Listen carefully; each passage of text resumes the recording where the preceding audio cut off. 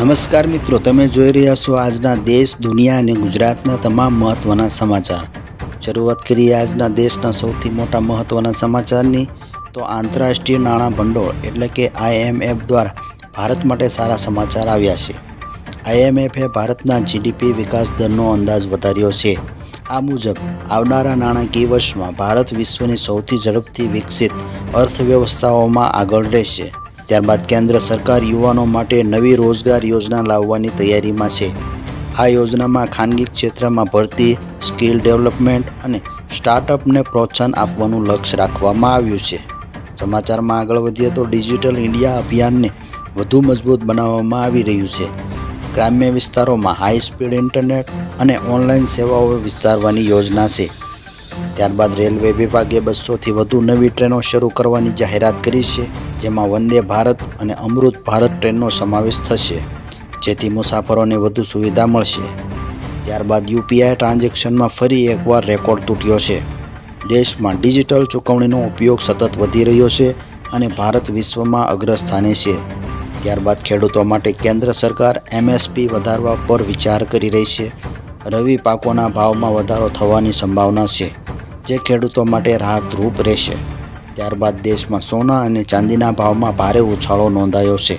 આંતરરાષ્ટ્રીય બજાર અને ડોલરની અસરના કારણે ભાવમાં વધારો થયો છે। ત્યારબાદ ઇલેક્ટ્રિક વાહનોની વેચાણમાં પણ વધારો થયો છે। સરકારી સબસિડી અને પેટ્રોલ ડીઝલના વધતા ભાવને કારણે લોકો EV તરફ વળી રહ્યા છે। ત્યારબાદ CBSE બોર્ડ પરીક્ષાની તૈયારીઓ અંતિમ તબક્કે પહોંચી ગઈ છે।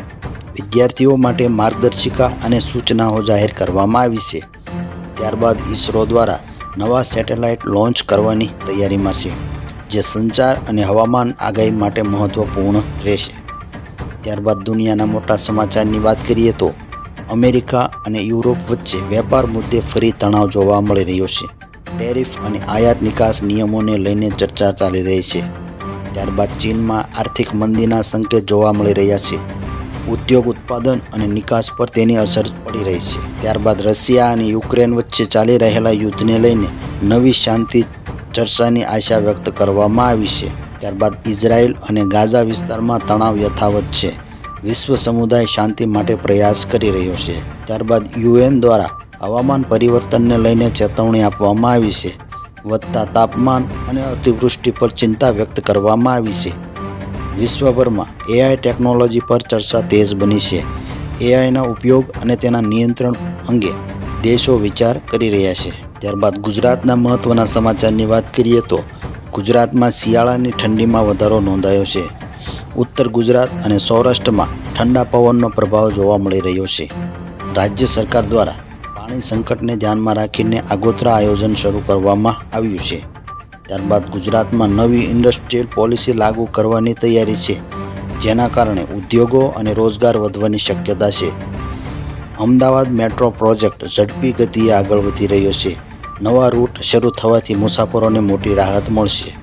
સૌરાષ્ટ્ર વિસ્તારમાં ખેડૂતોને પાક નુકસાનીના ફરિયાદો સામે આવી છે, જેમાં રાજ્ય સરકાર દ્વારા સર્વે શરૂ કરવામાં આવ્યો છે।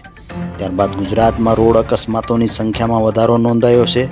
ટ્રાફિક નિયમોનું પાલન કરવાની ફરી અપીલ કરવામાં આવી છે। ત્યારબાદ રાજ્યમાં નવી સરકારી ભરતીની જાહેરાત થવાની શક્યતા છે, જે યુવાનો માટે સારા સમાચાર કહી શકાય છે।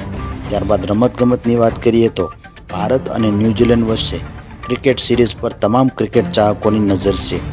IPL 2026 માટે ટીમોની તૈયારીઓ શરૂ થઈ ગઈ છે। ભારતીય ખેલાડીઓએ આંતરરાષ્ટ્રીય સ્પર્ધાઓમાં શાનદાર પ્રદર્શન કર્યું હતું। તો મિત્રો, આ હતા આજના દેશ, દુનિયા અને ગુજરાતના મુખ્ય સમાચાર। આવા જ તાજા અને વિશ્વસનીય સમાચાર માટે અમારી ચેનલને સબસ્ક્રાઈબ કરો, વિડીયોને લાઇક કરો અને શેર કરવાનું ભૂલશો નહીં। નમસ્કાર।